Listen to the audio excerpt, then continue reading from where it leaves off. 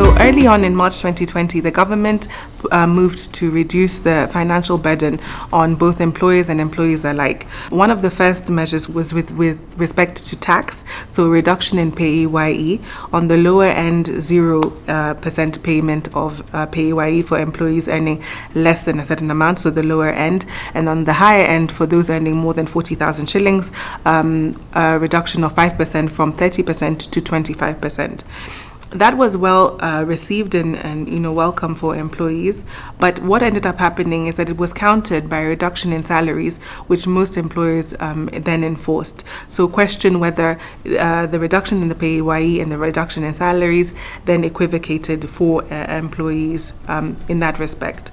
With respect to the lowering of the central bank lending rate from 8.25% to 7.25%, that was also welcome, as it was meant to relieve then loan burdens for individuals and employees alike. But that then means that in the end, although you may have a lower interest rate, you are still having to pay the entire burden for whatever period of time you've taken out your loan or mortgage for.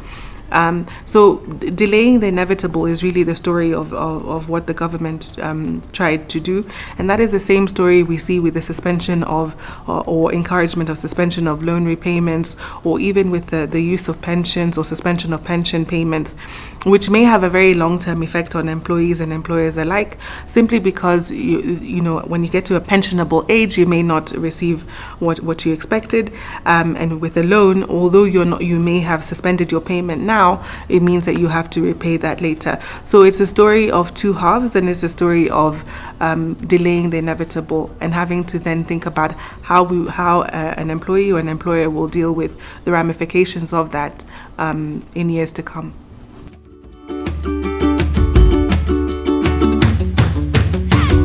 Okay, so the most common questions that we have received are to do with working from home policies and returning to work policies.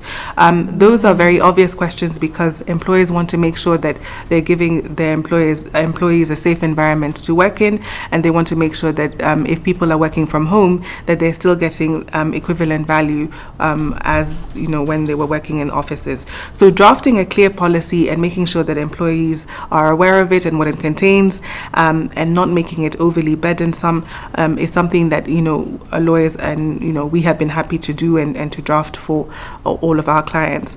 The other things that we have had to grapple with is enforcing the type of wearing of a mask or sanitizing or temperature checking within an office space, which we've had interesting questions about. Can we terminate an employee if he refuses to wear a mask in the office? We would always advise, a clear policy first of all, so that all employees are on the same page as to what is required of them. And then secondly, making sure that if a policy is not followed, as with any other policy in an office, then appropriate action is taken. Not drastic action. We have seen employers trying to take drastic action and terminating employees on the spot. Remember that in Kenya is a very employee-friendly jurisdiction. Employees can take an employer to the Employment and Labor Relations Court quite easily, and the matter will rest on whether a procedure was followed, really, rather than whether the content of the complaint is valid. So always look at your procedure first and follow that procedure in order to protect yourself from litigation.